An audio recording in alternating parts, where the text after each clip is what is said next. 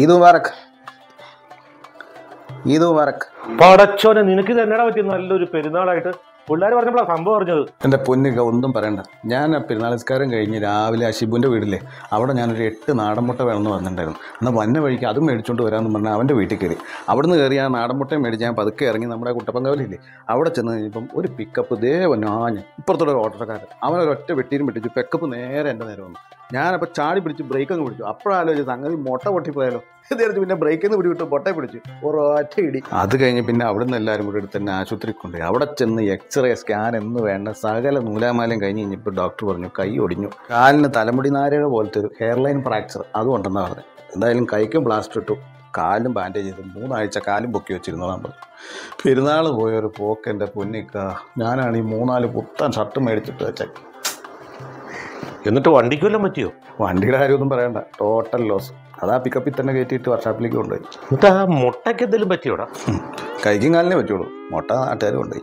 എന്നാ ഞാൻ പതുക്കെ ഇറങ്ങട്ടെടാ, നിന്റെ കാലം അറിയാനായിട്ട് വന്നതേ ഉള്ളൂ. ഈദ് മുബാറക്. ഈദ് മുബാറക്. ഇക്ക ചായ കുടിച്ചിട്ടോ? ഓ വേണ്ട, ഞാനിപ്പോൾ ഓർമ്മ കുടിച്ചേ വിടും. എടാ അച്ചപ്പോ എന്താടാ പറ്റി? ഒന്നും പറയണ്ട. രാവിലെ പെരുന്നാൾ നിസ്കാരം കഴിഞ്ഞ് ഞാൻ അവിടെ ആ ഷിബുവിൻ്റെ വീട്ടിൽ ഒരു 8 നാടൻ മുട്ട പറഞ്ഞിട്ടുണ്ടായിരുന്നു. അത് അവൻ്റെ വീട്ടിൽ പോയി മേടിക്കാമെന്ന് പറഞ്ഞിട്ട് ഞാൻ അങ്ങോട്ട് ചെന്നു. അവിടെ ചെന്ന് നേരെ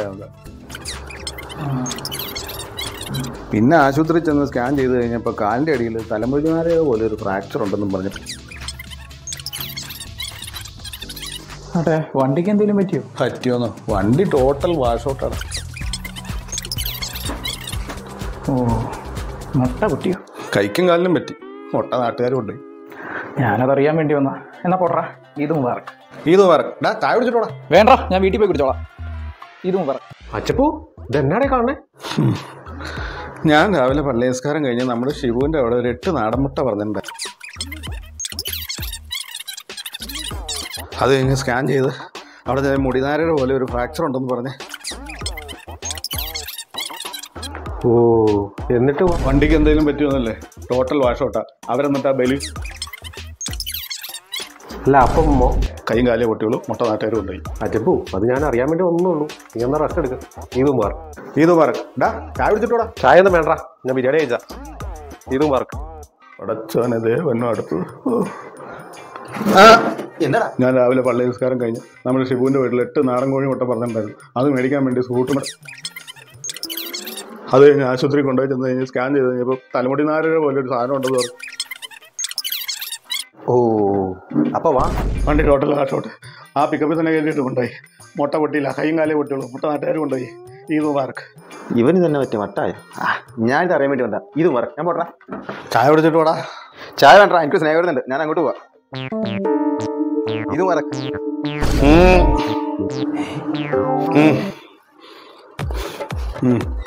ഞാൻ ആ പെരുന്നാൾ നിസ്കാരം കഴിഞ്ഞ് രാവിലെ ആ ഷിബുവിൻ്റെ വീട്ടിൽ അവിടെ ഞാനൊരു 8 നാടൻ മുട്ട വേണമെന്ന് പറഞ്ഞിട്ടുണ്ടായിരുന്നു. അല്ല അപ്പൊ വണ്ടി ടോട്ടൽ വാഷ് ഔട്ടാ. എന്നിട്ട് ആ പിക്കപ്പിൽ തന്നെ കൊണ്ടുപോയി. അല്ല അപ്പം കൈയും കാലേ പൊട്ടിയുള്ളൂ, ഭാഗ്യം. ഞാൻ അറിയാൻ വേണ്ടി വന്നതാ. ഈദ് മുബാറക്. ഇനി അതും ഈ യന്ത്രം പറയൂ. ഈദ് മുബാറക്. ചായ കുടിച്ചിട്ടോടാ?